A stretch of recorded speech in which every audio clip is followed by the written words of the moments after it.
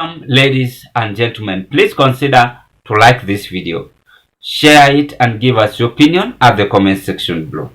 I also want to appreciate members for their great support to this channel. Now, the financial bill is here with us. We are only counting some days, for us to know where the country is headed to. A few days ago, Silvanus Osoro and other MPs dumped the bill amendment proposal of divisional of revenue bill to the governors. And Osoro's remarks is a reflection on whatever is going to take place in the country, and also a clear indication that this bill have been a dump as chaos erupted in the parliament that day.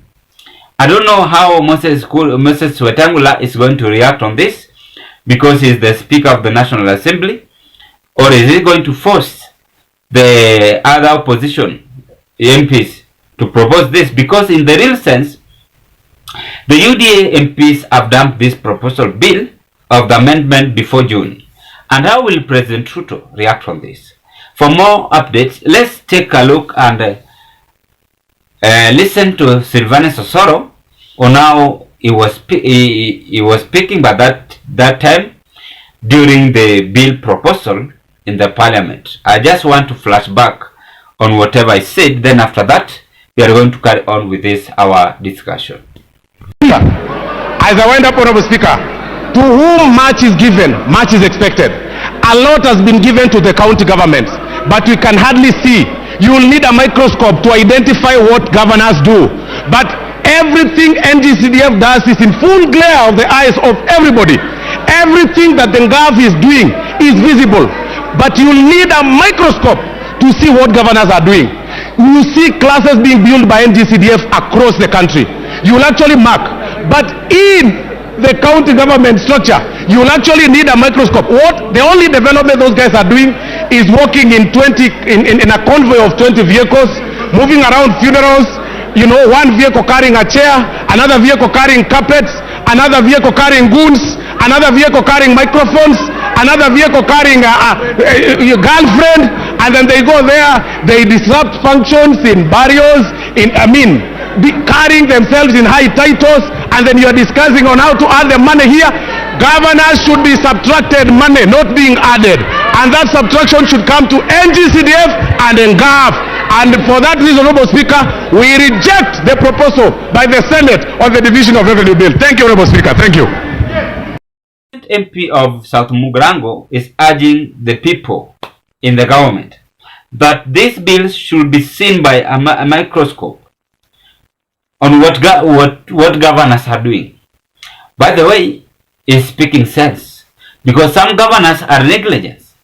They no longer have even road construction at their county level. They no longer have health facilities at their county level. They no longer have schools, building facilities at their county level. So when Osoro is speaking this, he is on the other side saying the truth. But on how he approach it is totally different. Because as much as they are going against this bill, and the financial bill is at the corner, then we can say that President Ruto must again sit down with the MPs for this bill not to be rejected. There are some bills which can bring development in various parts of the country, but there are some which can create harm, like this one. Now Osoro is rejecting in the country, and also to our people will be forced to pay taxes which they were not interested on. Allow me to break this into analysis, ladies and gentlemen. But before I carry on, if this might be your first time watching me as Azam Kenya TV YouTube channel, I request you kindly do me a favor, just take a 1 second and click that notification bell and subscribe to our channel. Now,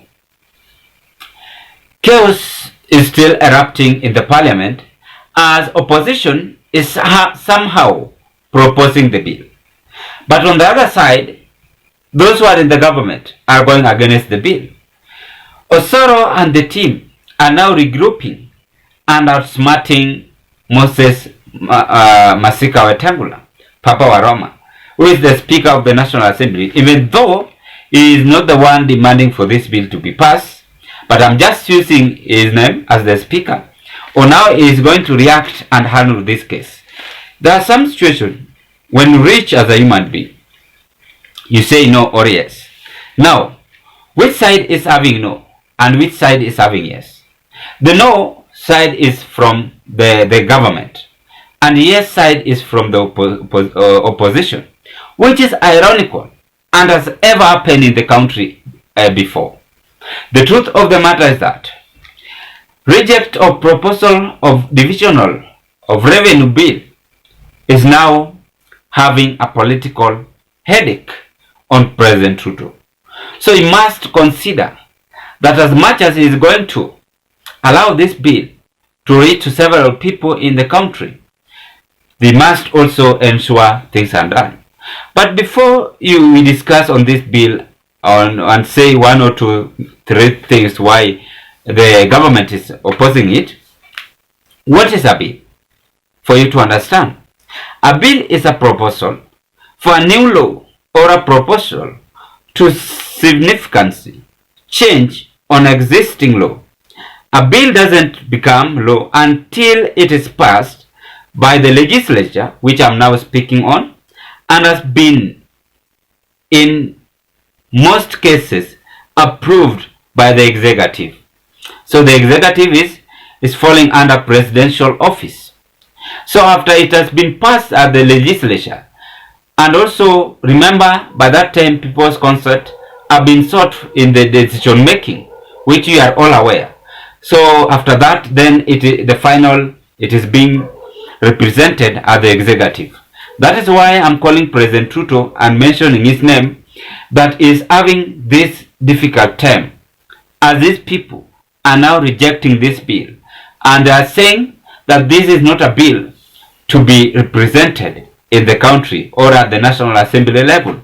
Let's wait and see on new month, which we are almost approaching, on how things are going to be done and on whatever Kenyans are expecting. According to my side, I wish these people just to sit together and omit some and agreed on some. That is whatever they can do. But if they disagreed all of them, then majority of Kenyans are going to suffer. Because some governors, some MPs are expecting even at least 1 or 2 points to be considered on this bill.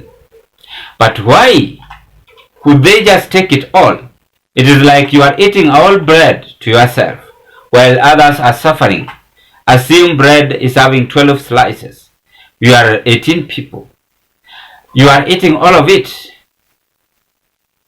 Why don't you just take those 12 slices and cut into a half for it to be 24? I think this could be, this can make sense.